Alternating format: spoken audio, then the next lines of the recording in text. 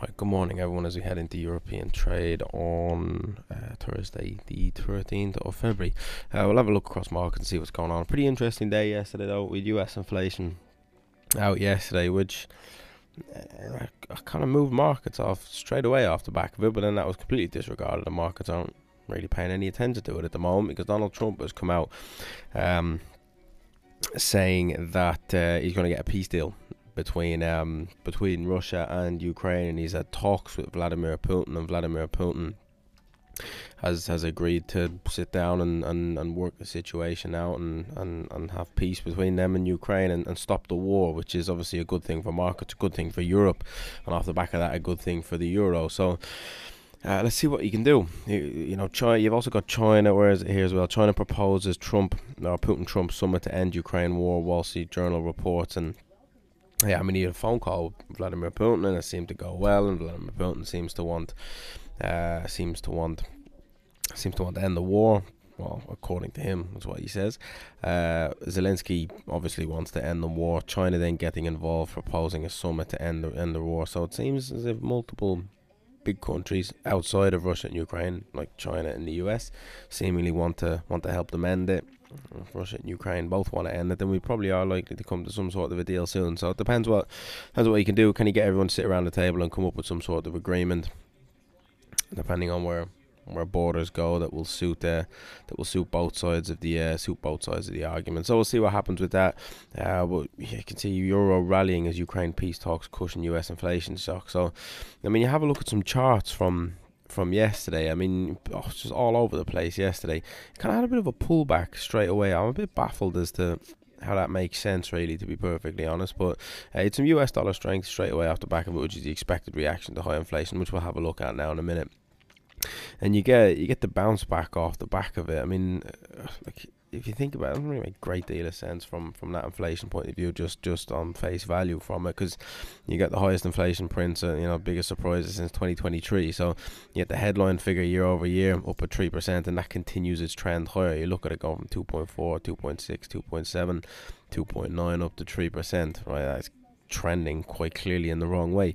You look at the month over month figure, that is quite clearly trending in the wrong way. And that's a month over month, so that's bad from a month over month perspective. It goes from 0 to 0.1, flatlines 0.2, then 3, then 4, then 5, and that's continuing to rise, and that's 0.5% higher than the 0.4% from last month, which was 0.4% higher than the 0.3, which is 0.3 higher than the 0.2. So inflation rising month after month. I highly doubt it's going to come in 0.6 next month, but that'd certainly be an interesting situation, and markets will certainly only move one way off the back of that. But we're a month away.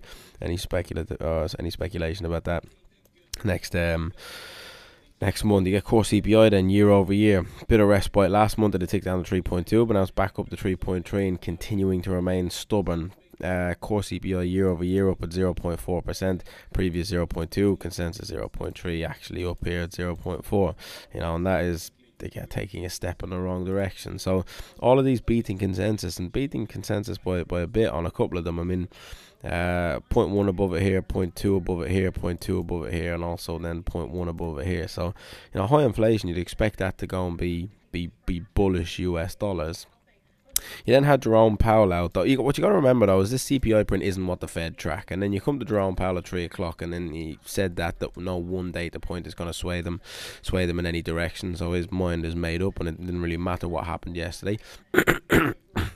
And if you get two in a row that look like that, where it's kind of not exponentially, when you get if you get two inflation prints in a row where they all beat consensus, that's something you got to look at. But that has to be something you look at. 2.4, like that is just trending higher. You look at the month over month, where we at month over month, like that is just trending higher. That's not one print, right? So not really what he's getting at, saying no one print is going to sway anything. It's pretty clear that these are not just singular prints. These are trending in the wrong direction, and it's something they need to think about. And if inflation was going that way, if inflation was at these figures, 0.4 core CPI month over month, 0.5 total rate month over month, then core CPI at 3.3, headline inflation at 3%, that's a situation where you hike interest rates. So the cuts are completely out of the question at this point in time. You got the unemployment rate ticking lower last week. You then get inflation doing this, trending in the wrong direction. You hike interest rates off the back of it. I'm not going to do that, but that is what you do when inflation is going like that. So it's a bit of an interesting one. Again, I don't really what he's talking about, saying there's saying yesterday during his testimony that no one data point's going to sway anything. It's pretty clear it's not one data point, as I said. So yeah, I'm a bit unsure. And I mean, he does say core PCE is the one they look at. You get core PCE in a couple of weeks at the end of the month. So we'll see what that has to say for itself next Friday, probably the Friday after at this point. And yeah, I mean, if the core PCE starts to trend higher, then I don't know what they're going to do. Certainly won't be cutting interest rates, I can tell you that for sure. Then off the back of that, you'd expect the US dollars to strengthen, right? Strengthening the US dollar, high inflation print, not going to cut interest rates, guaranteed to not cut interest rates. Market pricing for interest rates had, a rough estimate of probably 2 by the end of the year, and now there's an 80% chance of, or certainly was yesterday, an 80% chance of no cut through to year end. So it's hawkish. Well, it's a hawkish pricing, but it should be bullish for US dollars. Right, you have a look here where US bond yields went yesterday. US bond yields popped higher, and that should be bullish US dollar. So again, why the US dollar didn't gain much of a foothold yesterday, I'm not really entirely sure. Maybe a bit down to his testimony saying they don't really care too much about it. They're looking for core PCE. Well, that was a little bit of a difficult one to work out, but then the news started to filter through about a phone call between Trump and Putin, and an agreement to work towards finding a ceasefire and an end to the war between Russia and Ukraine, and that's bullish for euros, right? That continues to be a thing that remains in markets, and the more markets talk about that, the more bullish it should be for euros. So I think once you get out of the kind of whole immediate positivity with the Russia and Ukraine war fixing, I mean, dollars should probably roll over again, or these should probably roll over again, and dollars should strengthen. So I still back being a buyer of dollars. I think your Aussie and your Kiwi are probably your ones to play at this point in time. Dollar Swiss is kind of moving because Euro's moving. The dollar index is moving because Euro's moving. Cable's moving. You had some positive economic data, or a raft of positive economic data out of the UK this morning.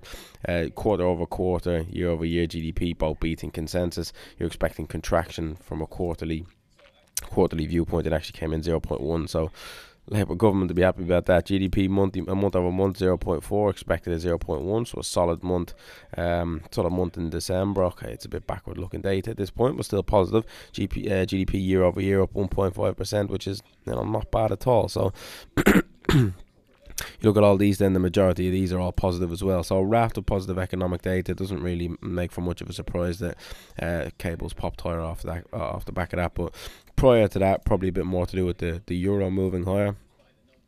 And yeah, dollar's weak at this moment in time. As I said, I still think I back buying them. I still do back buying them. Your Aussie and your Kiwi, though, at this point in time, are probably the ones to play, you would imagine.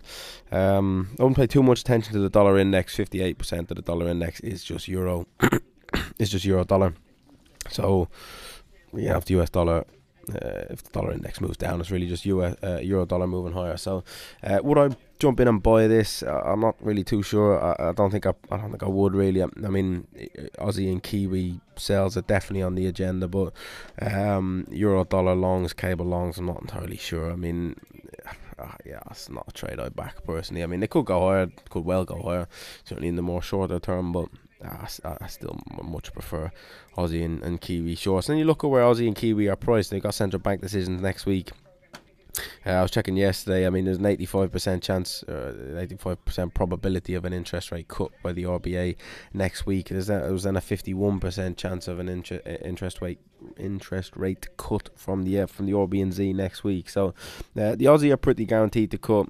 Not really much left to be priced in, but the RBNZ, look at the way economic data has gone in the RBNZ. Pretty much everything, or in the RBNZ in New Zealand, should I say, pretty much everything is bad, except for consumer confidence for some reason, but pretty much everything is bad, and the unemployment rate looks like it's rising exponentially, and they need to get that under control. So probably results in further lowering interest rates to try and help with that. It's off a good support level at the minute on the hourly time frame if you look a bit back, and I think that's probably an opportunity to get short the Kiwi maybe into next week when you've got the RBNZ. 50-50 chance. I mean, if they do go and cut, you're laughing if you can be short from now. So I think definitely have a look at that.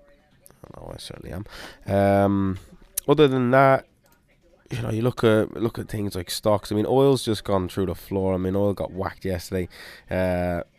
Talks a bit of a ceasefire between Russia and Ukraine maybe opens up a bit more supply of oil if sanctions get lifted on Russia. So it causes a bit of excess supply or further supply. You've also got excess supply within the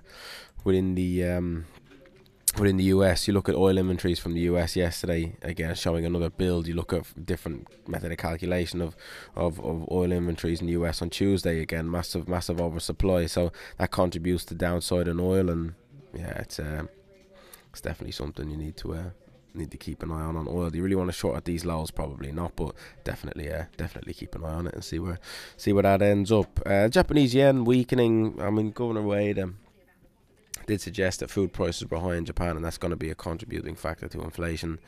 Why that weakens the Japanese yen, I'm not entirely sure, but it's certainly what I'm thinking at the moment. Your Aussie and your Kiwi shorts. For me, if you want to play some short US dollars, Euro and Sterling are the ones to play, but again, I'm not really a fan of that. Being short Aussie and Kiwi, I think are the best bet at this point in time. Stock indexes just all over the place. Don't know what they want to do, so probably worth avoiding. That opens up the DAX as well. The DAX, see super positive off the back of those reports yesterday.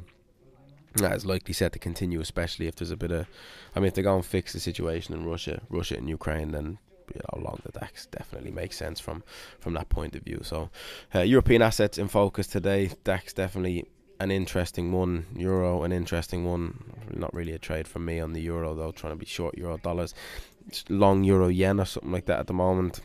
Definitely makes sense. Long euro Aussie, long euro Kiwi. Also makes sense, playing some weakness in the Australian dollar and the Kiwi dollar. So there are a few trades. Keep an eye on them. Doesn't mean I'll take all of them, but you can judge which ones you want by yourself. But best of luck out there, folks. You got PPI a little bit later on today. Not going to be too much. Not going to shake markets up too much. So you'd imagine it probably doesn't. But we'll keep an eye on it at 1:30 anyway. We'll then have to look at any further announcements from the US, Russia or Ukraine on any talks about a ceasefire. That should hopefully get markets moving as well. So yeah, as I said, best luck. Try to get some trades on and see what happens.